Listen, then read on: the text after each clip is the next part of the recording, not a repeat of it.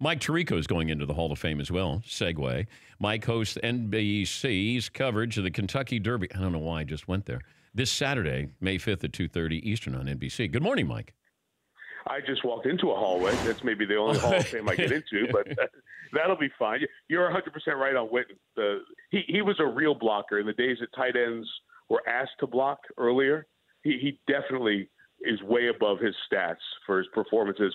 Don't you think with baseball, I used to always think, okay, was this guy the best for years at his position? Yeah. And for many years, I thought Witten was among the best in the consistency of it, whereas Brandon Marshall, very good, but overshadowed by some other guys at that position during that time. So I'm right there with you.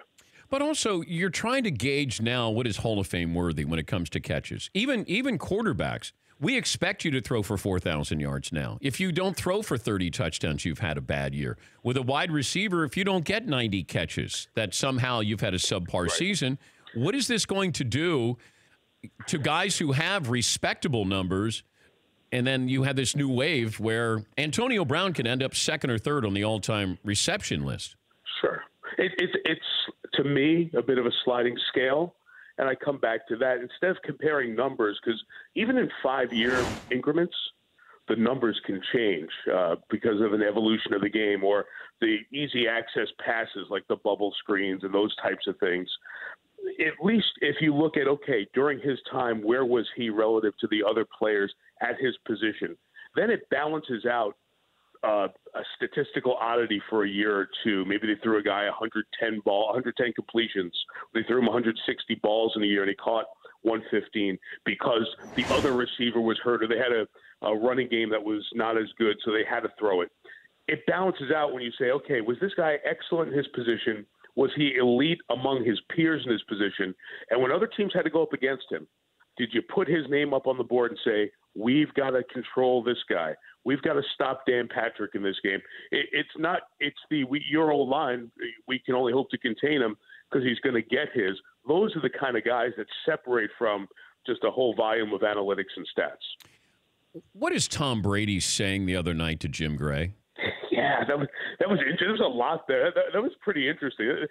There's odd messaging going back and forth, even to the non-answer that we still are getting on Malcolm Butler and don't know if we'll ever get an answer. So there's something under the surface there, and I don't know what it is. I don't know if it goes back to the Garoppolo trade and all the other stuff we had heard, that lengthy article that was written in December of last year.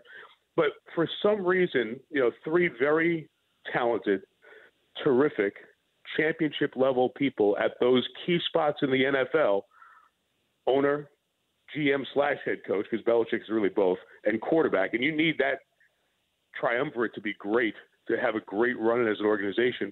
For some reason, it seems like everybody's just trying to grab their little piece of the earth here and not work as one as much as they did.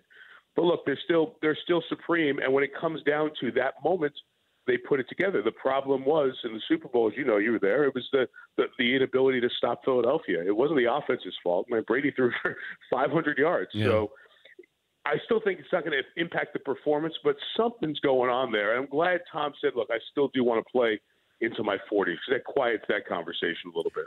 Yeah, I'm just trying to figure this out, that Brady says he feels unappreciated, but really this is about Belichick, and he doesn't feel loved as much because they have surrounded him every single year. They've made sure that he has a competitive team.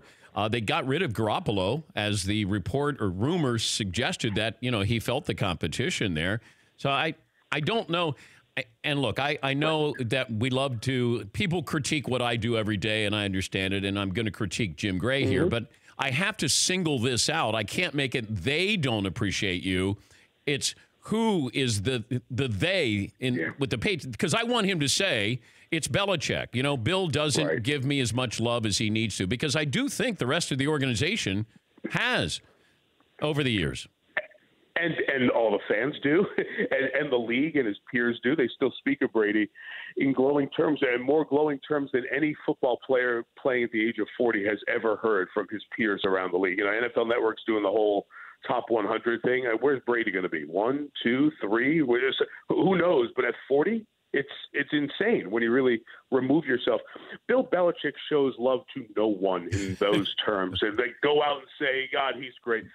Always one of my buzzwords with Belichick when he describes players, whether it's draft or players he has, it's smart. And talking about players, they're smart. That's like the bouquet that you get from Belichick, his check mark of approval, if you will.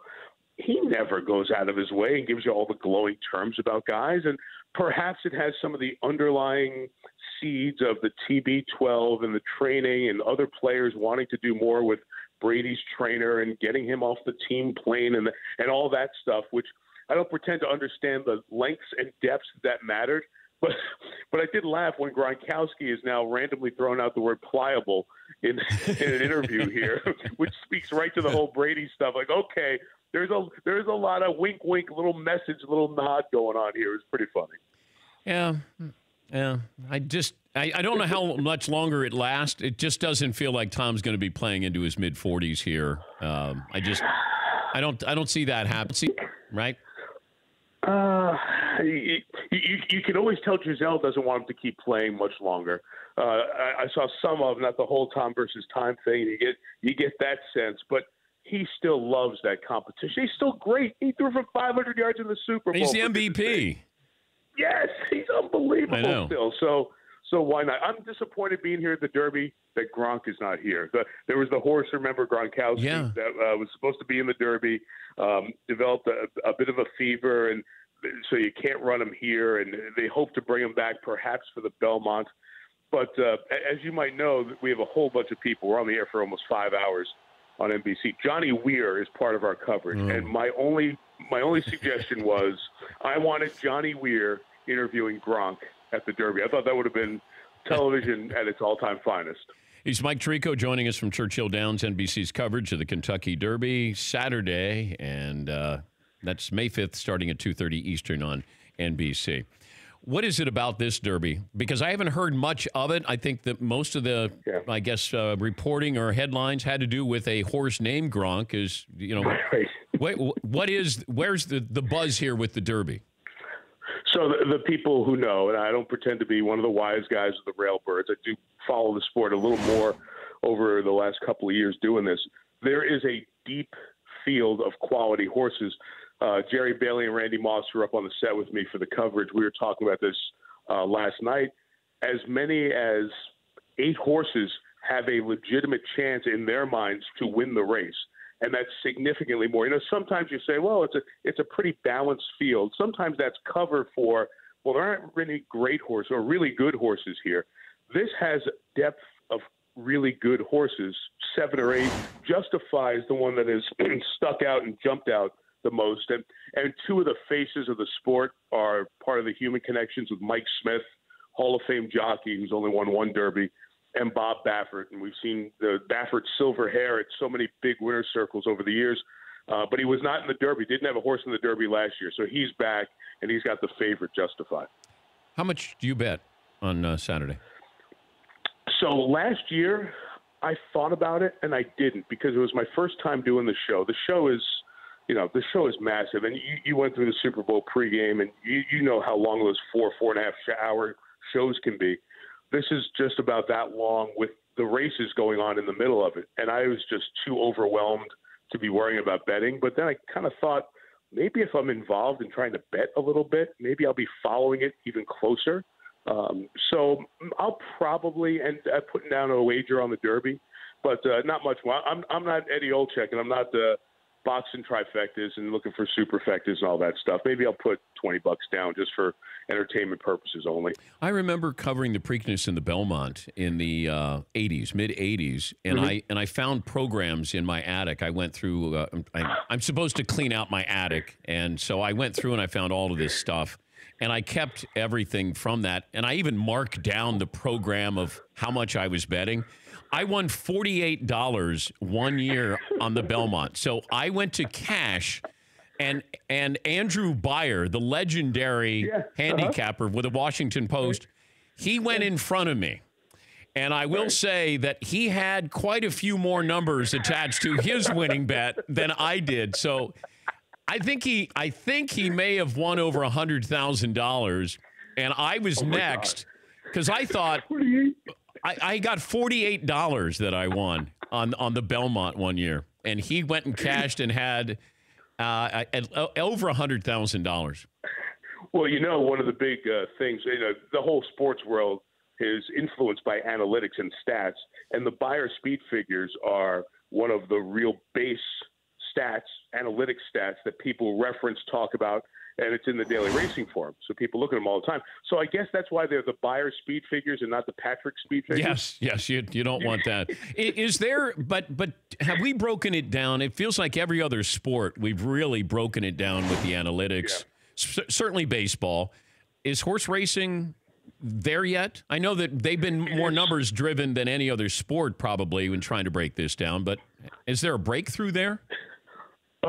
There are more. There's a lot of graphs and different things I've come across just in the last year of really getting, 2 years now, really getting involved in this. More people who do more analytics.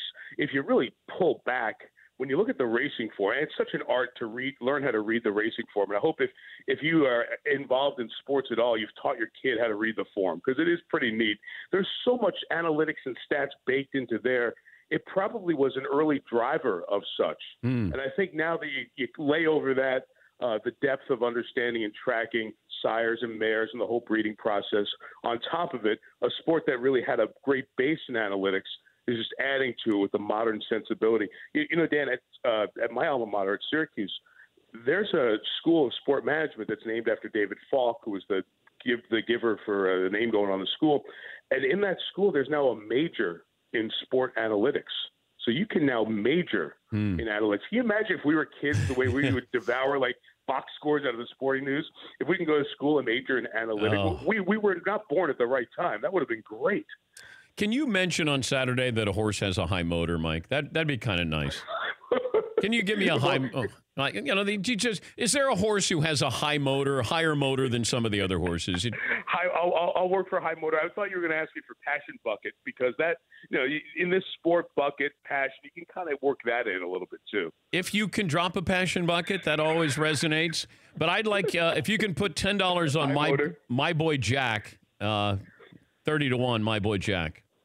Is that what you want? $10? Yeah, $10 on my boy Jack. I'm good for it. You good for the 10? Yeah.